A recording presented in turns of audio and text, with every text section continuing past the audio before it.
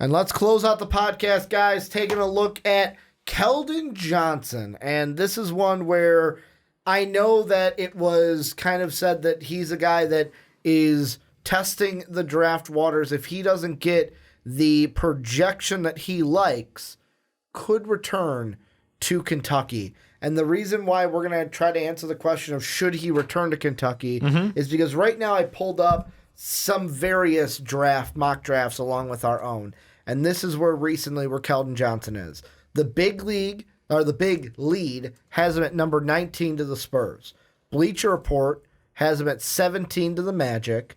NC Sports has him the highest that I've seen, 13 to the Miami Heat. The only one to have him in the lottery. Yeah. Tankathon had him at 24 last time I checked to the 76ers. And then in our last one that had him, he didn't go in our live lotto, but I had him at 18 to the Pacers.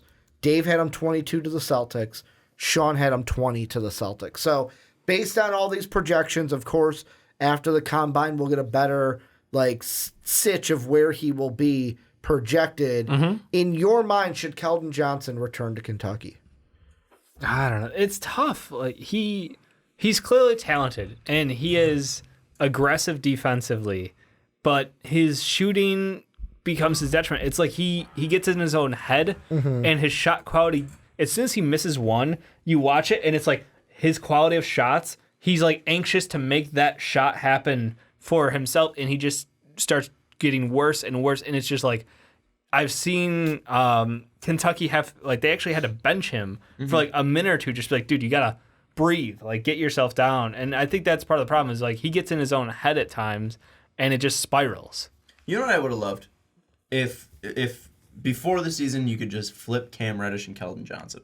Or if they could both come back, but Cam just goes to Kentucky and then Keldon goes to Duke. Because I think both of those guys would have just played better on those opposite teams. Because you look at Kentucky and all they're trying to do is get to the bucket and get an easy, get a high percentage shot. They're just looking for the most open shot possible. It is not one guy doing it consistently. It's Hero some games. It's PJ Washington some games. It was Keldon in the middle of the season. They were always looking for somebody to step up and score. They did not care who was scoring. And obviously we look at Duke. It was RJ is going to step up, and RJ is going to take the ball this possession, and Zion's going to get a fast break, and he's obviously going to dunk it because he's running past every single person. He's wide open for a dunk. He's leaping over people. And then Cam was obviously an afterthought. I think Keldon, his role when he steps in the NBA won't be an afterthought per se, but he'll be a fourth or fifth option if he's a starter, or he will be a guy that he's not a guy who leads the second unit, but he comes in and he spells the starters, and he's going to come off the bench. He's going to fit into the starting role, at least as a bench player. He'll come in and he'll be what James Ennis is when JJ Redick needs a break. He'll be a guy that steps in, or Gerald Green when one of the guys for Houston needs a break. He'll be a guy that steps into the starting lineup when one of the starters needs a break. I don't think he's a guy that can create his own offense. I don't think he's a guy that can lead an offensive unit, but I don't think that means he's not a valuable piece. I think him at the 2 is a very interesting piece, a very interesting development that he can grow into in the NBA, because we don't see a lot of good 2s that are just good shooters. They're just guys that are plug and play, but also can play great defense. Yeah, there's no guys that are 3 and D 2s. If you're there's only a handful, and the ones who are good stick around forever, a la Danny Green. Yeah, exactly. I see him so much like Danny Green. He's not you look at the guys that stick around for long. You're either Kyle Korver and JJ Redick, who could shoot the lights out. Channing Frye even in that boat before he retired. Well, Channing Frye was a 4. Yeah, but I'm just saying. I'm just talking. I'm just saying strictly 2s. Oh, okay, strictly 2s. Yeah, I was about to say. I was Channing Frye was 6'10". Yeah, well, Kyle Korver's 6'7". Yeah, but he was a 2. 6'8". He's big. But I think that's where Keldon. I mean, Keldon's bigger. Keldon's 6'6", yeah. So I just look at him, and I don't think he's really got great athleticism. But I think again, he's kind of like a Gary Harris-ish, a little bit worse. But I think he's kind of similar to Gary Harris. I think he's never going to be an all-star or anything like that. I think he's just going to be a consistent starter that your team will love, and then other people will be like, "Oh, this guy's overrated," because you don't see as consistent efforts out there. You don't see it really show up on the stat line, but I think he's a guy that can develop. And maybe we can see more out of him if he's a sophomore going into Kentucky, but I don't think that offense is going to change. I think he should just stay in the draft, no matter where he's projected to go. I'm going to be on the other side. I think he should go back. And the reason being is the same thing that we've said about Cam Reddish, I feel like we can say about Keldon Johnson. He's been inconsistent this year, like across the board, where early on he comes out game 1, puts 23 points up against Duke. He's getting to the line like 6 of 10 is not bad. He went 50% from the field. And early on, he didn't have that many bad games. Like, yes, against VMI early on in the Ohio River Valley Showcase, he had a dud game where he didn't even get double digits. But, like, early on, he was playing well because you look at our early mock drafts. The 1.0, the lowest that we had him was Sean had him 18 to the Blazers at that point, where Dave and I had him 11th to the Pelicans. Then at 2 You guys are always higher than him. I think the highest I had him was like 11. Then at 2, Sean had him go up to 13 to the Hawks. Dave had him stay at 11. For me, he jumped into my 7 just because I liked his fit with the Pelicans at the time. And then at the 3.0 is when he really jumped in, where Sean had him at 9 to the Hawks. I had him at 11 to the Heat at that point, and Dave had him at 10. And it's like now you look at our 5.0, we all had him in that same range of 19, 20, and 22 to where I feel kind of like I make this comparison. It's not an exact comparison, but I make it anyways. Kind of like Jonte. If he feels he can come back and up his stock, then come back to college. Why not PJ Washington? Same team. He's a good player. There's nothing wrong with you, but if there's a chance that you could be a star next year. But if he feels I think it's a like little different than PJ, because PJ was coming back because he felt like he didn't get enough of a shot. Because Kevin Knox was the guy last year. Yeah. And PJ was really overshadowed. He wasn't getting a starting role. Keldon was getting a starting role. Keldon has a starting role, but they diverted to PJ. They diverted to Tyler Hero. And that's the thing I wonder about is like Tyler Hero stepped the next off at recruiting. The next recruiting class for Kentucky coming in isn't exactly a bunch of slouches. So I don't know, what the layout of that roster will be, but there's a chance he comes back into a team where he still isn't, the guy on that team. And I wonder if that, basically just tanks his stock to the point where it's like, well, we know what you are, and you're not going to get any better opportunities. Kentucky's got the 3rd-ranked class on 24/7 Sports. They're fairly good. I would like to just see him join the league. I don't think he's ever going to become a better athlete. I don't think he's ever going to become like a dynamic scorer that's scoring 20 points a game in college or anything like that. I don't ever see his top being a top 10 player, and I had him at 9 at the Hawks because I thought that his fit at the 3 would have been good because, again, I saw him fitting into that 4 or 5 starter. And yes, that at 9 you're like, well, why the hell are you guys? Why are you taking that and not a star? 2 picks. That was the Mavs pick too. What was it? That was the Mavs pick too. You have 2 picks there, and then but also you're getting a guy that I think can stay in the league for like 10 years and still be in your lineup. And he provides something different than Herder. He provides shooting from the outside, but he also provides great defense. Herder's good defense. Herder's a good defender. I look at that and I thought that was a really good fit at that time. Yeah. And I think if he puts in work, he can become a really good player. But I don't think it's like work to be a better athlete or developing more moves to the basket. I don't think he's that type of player. I don't think he's ever like a number 1 guy or will be a number 1 guy or a part of a big 3. I think he's a guy that, like a Danny Green, if he puts in the work, he can really stick around in the NBA. I think that's just what he needs to do is get into the NBA, learn your system, learn your team, learn where you fit, and just nail and hammer that out. Put your heart and soul into practice, work your ass off, and just step up to that next level where you can be a guy that's reliable. And if you're reliable every single night in the NBA, you're going to get looks, and you're going to be promoted when guys don't step up. And that can get you a starting role. And if you're a starter in the NBA, let's look at Malcolm Brogdon. It's like, oh, this guy has so much potential. Maybe he can lead our offense. Like, Keldon Johnson can be a guy like, well, hey, maybe he can be our, 4th scorer. Let's give him, some money and really see what he can do. So I think just get in the league. I don't think you're really going to improve your stock that much if you go back. I think he could be and just that's the thing where I feel like, and this is the difference, obviously, between him and Cam Reddish, where Keldon Johnson, I feel like, could be a guy who, if he comes back, could up his stock into he's a lottery pick. But that could also mean, you're jumping from 19 area to 13, 14? It's 5 spots. Is that a huge jump? You just got to get one GM to like you. Exactly. That's all. You just got to get one GM to like you. But with Cam Reddish, the reason why obviously no one's saying for him to go back is although there are negative things to say about him, nobody has him falling out of the lottery. No one has him falling out of the top 10, really, from mock drafts that I've seen. And the thing that you brought up, Dave, is a good point, is I look at the commits and the letters of intent right now. You've got Tyrese Maxey, who is the 10th national prospect. He's a combo guard. Then you've got 3 small forwards coming in I'm going to screw up this name.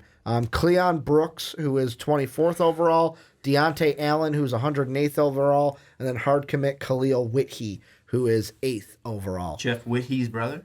He is not white. Okay. So I'm assuming they're not brothers. A no would have worked. Yeah, I'm assuming it's Whitney because it's spelled the same way as Jeff Whitney. But I mean, Khalil Whitney is 8th overall. So it's like 3 small forwards coming in and a combo guard.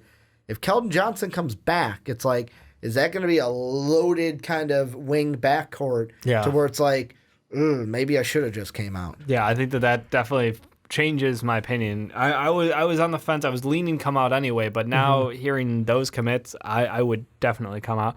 But look, I've got the comp for you, Ricky, the comp of all comps. Go ahead. Yeah, I don't agree with this one. Tony Snell. Oh, that's a bad comp. I mean, why is that a bad comp? At the time coming in, because he's a larger shooting guard. I'm just saying, like, efficient shooter, pick-wise, decent defense. I did not like Tony Snell when he was picked. Like, now, I know, vastly different player than he was as a rookie. Yeah. I did not like Tony Snell coming out. I mean, that's why I look at that and I go, The only reason why I don't like it is because he doesn't have the same body as Snell. Snell's like Skeletor out there. Snell's a little bit thinner, very lanky. He's 6'7". He's got a better wingspan actually. Who, Snell? Yeah. Yeah, that's what I was saying. Like, he's very lanky. But it's still, I think they're fairly like similar. Snell's got a small forward body. He doesn't have the weight. Yeah. And I think Keldon, I think you just said 6'7", 213 for Snell. I think Keldon's coming in 6'6", at least 225. I mean, he's a bigger guy. He's got muscle on him already. He's not coming in as like a 211. Really? Bag of dicks. He looks bigger than that. Right there for you, kid. Okay. Pull up a picture of him. You gotta love when Dave gets really cocky. He looks bigger like when than Dave Tony knows Snell, he's right, he just lets you have it. He looks more muscular and filled out than Tony Snell.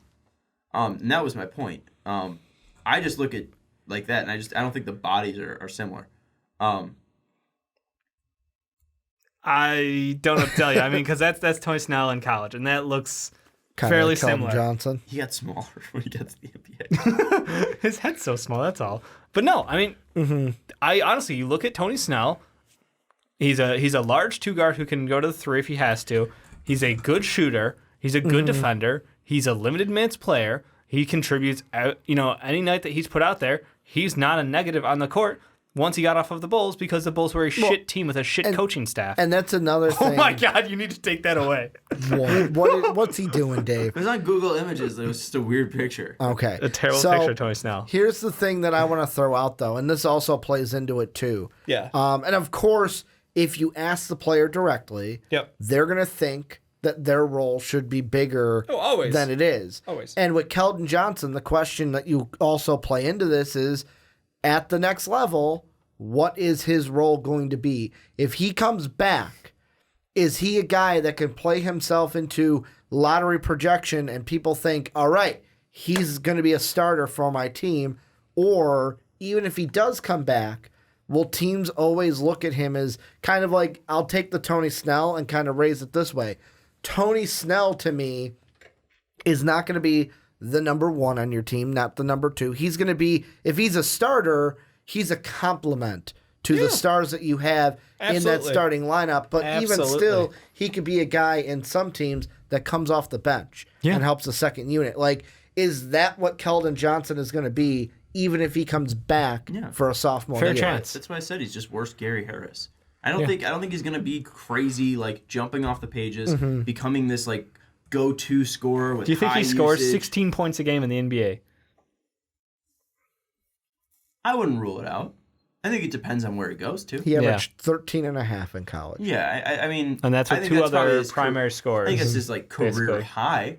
But I wouldn't write it out necessarily. Because, I mean, if he's in an offense that, it's if he's the guy, it's more like 3-centric focus. Like let's say the Denver Nuggets, where it's just all passing and shooting. Like can't all be the Denver Nuggets. No, God, Sean, you have such high standards. We could see how the NBA is going and developing. Like it's not going to start going to like 2-ball now. It's still going to go to 3-ball. High percentage twos. So I wouldn't be shocked though if this is a team back. like if he goes to a team that passes the ball around, like let's say the Bucks. I think that he could possibly put up 16 a night because he is a good shooter. I just think the biggest concern for me, it would just be going back. You might just be wasting a year of making money. Like I don't think you're gonna massively raise your stock that much. Where if you go 24 to Philadelphia like Tankathon has them, or going 16 to the Magic, like I don't think that's gonna kill your stock at all. I think that's like you're not gonna raise it that much. So just come out now, make the money, and get into the NBA system. I'm with you. And I mean, the thing that even with him coming back, and this goes back to what Dave asked of like who else is coming in. With the players coming in, first off, if he comes back, do we have a Duke situation of like, I can't remember if this was on the podcast or in between segments. It was not. Where Duke had a decommit, Boogie decommitted because of Trae Young coming back. Well, we assume. That's what we're assuming. But would we have a similar situation in Kentucky? Like, you've got Whitey. He's technically not signed yet. If Keldon Johnson comes back, is he one player that goes, nah, I'm good, I'm going to go somewhere else? Because now it's a loaded backcourt, a loaded kind of wing core here. You already have 2 signed. Do one of the 2 wings that signed letters of intent go, hey, I want out of my letter of intent because I did not intend Keldon Johnson to come back? He could, but I don't think it really matters to Keldon Johnson. Like, it might matter to Kentucky. It might matter to John Calipari. Well, I'm saying, like, even if they don't, like, that could hurt Keldon Johnson if there's too many of them to get the ball around. Because if they overshadow Keldon Johnson, then it's like, great, I came here and my role is less than what it was last year. I doubt that's going to happen. The thing that I look at is he was so inconsistent to where I look down the stretch. I remember it was right after my birthday, January 19th. He goes off for 20 points against Auburn in a win. And I'm thinking, man, that next big board, or was that next mock draft, whichever the two, I'm like, man, I'm going to be clever. I'm putting Keldon Johnson really high. And then that next game against Mississippi State, he had 9 points. And I was like, well, I'm backing off this one. But And then like you look down the stretch. Trusted him, and he still played him. And Keldon Johnson was still young. I mean, you're looking at a guy that, he might not have the high upside like these recruits that are coming in, but he knows the system. And he's a guy that Coach K can trust. Came in, started him as a freshman, and played well. I don't think, you can be like, oh, well, he only averaged 13.5 points per game and was inconsistent last year as a freshman. He's going to be one of the better players from Kentucky because he knows the system. He knows the game. He's one of the more filled out. He's one of the more, at least, knowledgeable and veteran players on that team. I don't see a reason why he would not be a starter or lose that starting spot, even if he's not more talented. Because, we've consistently seen, these great recruits just sit on the bench. Coach K's benched 5 stars before. Oh, yeah. He doesn't have a problem with that. So if you don't know the system, if you haven't put your work in, you're still around. I don't think Keldon Johnson's in contention for losing his spot. I just worry that, he'd miss out on making money in the NBA. At least right away. I don't think he can jump that high. I think what we've seen out of him is likely similar, best he gets a little bit better with his shot selection. Yeah. Hits a little consistency there. He can maybe get up to 10, but the 10 to 20 jump, I'm not wasting a year of my time going back to college when I could be growing as a player in the NBA at a much quicker rate. Like, people always kind of discount it, like, go back to college and polish up your game. You can go to the NBA and polish up your game quicker because it's like you're not going to school. You're working with professional trainers. It's like how Obama said, "I can focus on basketball 24/7." Exactly. And the thing I'm kind of leaning now. Early on, I was thinking, "Hey, coming back wouldn't be a bad thing." But now, after we looked up who's coming into Kentucky this recruiting class, plus the thing that I know you rip on Cam Reddish for, I'm going to rip on Keldon Johnson here. Down the stretch, had a dud of a game against Alabama. They're not that great of a team. And in the tournament, yes, he balled out against Aberdeen Christian. But Dave, what did you say about Aberdeen Christian? They deserve to what? Not be in the tournament. Yeah. That's what Dave said as we were out to B-Dubs. Sounds about watching, right. Sounds like something I'd say. Watching Kentucky blow them out. Dave's like, they don't deserve to be in the tournament. Then against Wofford, who I liked Wofford, but he had 9 points in a game where if their big 3-point shooter hit 3 of his 12 threes that game that he missed, Kentucky's going home. Then Houston was probably the first best team that they played in the tournament. I'll give them that. They were a good team. He had a dud. And then he had a good game against Auburn and a loss, but Auburn was an opponent that he had already seen for the 3rd time that year. So it's like, I look at down the stretch and there were the games that he was duds in were some of the games that they needed him the most, especially like Tennessee on March 2nd when he had 7 points in that And loss. how many shots? That was only 9 shots in that It's not one. terrible. I know he's got a lot of... Like the Houston one, he went 3 of 12. Yeah, that's more what I expected. He went 3 of 12. Alabama, he went 1 of 7 in that game. He only finished with 4 Cam points. Reddish didn't have a game over 13 points in the tournament. No, Like I'm not saying that he's worse than Cam Reddish. I don't think you compare the two because I think that they were just in different systems. The whole point of Kentucky's system was to get open shots. And I understand you're talking about consistency, but it was just not Keldon Johnson's night. And yes, he might have been missing shots, but it's not as bad as Cam Reddish going out and shooting 23 times and making 6 buckets. I'm not it's not something where I'm comparing them. I know, but I'm just saying, Keldon Johnson was inconsistent scoring. He was not going to put up 20 a night, but he was going to be like 20, 19, 9, and then 8. But it wasn't a thing where he had a high usage. He wasn't a guy that was looked to every single possession to score. It was, if you're open, take the shot. If you're not open, pass the ball. It was just, he was working within his offense. I think that's all it was. I don't think you can look at Keldon Johnson and be like, oh, well, we needed to see 15 points per game, and then he would have been a top 15 player.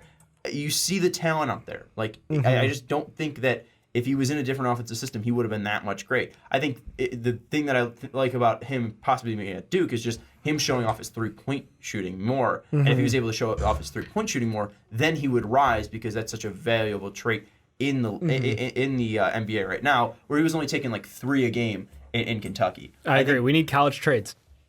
Yeah, it's that simple. I know there's the trade portal. Yeah, that the exists. transfer portal. The transfer portal. College trades. So I just went with it, but now I agree. College trades, yes. Yes. Like mid-season. Hey, Mid-season. I'll trade Cam Reddish for Keldon Johnson. 100% would pull the trigger on that.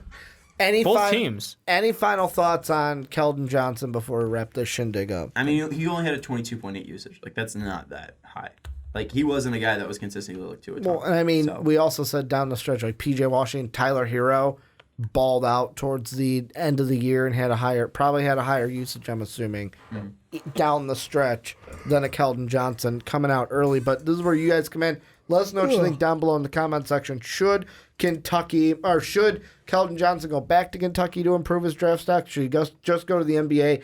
I think I talked myself into an agreement to where all of us are saying just go to the NBA, but I could see him coming back Make your money. to up his draft stock because I could just see him being like, yeah, I can up my draft stock, kind of like Jonte Porter wanted to do this year before his injury. But let us know what you guys think down below. Also, make sure to support us on Patreon, patreon.com/MostValuedPodcast. Bronze level tier, you get to join our Discord server. You get access to our MVP podcast a month early before everyone else. You also get a week early access to a graphic conversation, which is some great stuff. Silver tier, you get to help pick podcast topics for all of our podcasts or one of our podcasts each and every month. And then on the gold tier, you get to join a podcast of your choice each and every month. You are at that tier. Want to thank you guys for checking us out on YouTube. Thank you guys for listening on podcast services around the world. And as always, have a good day, everybody.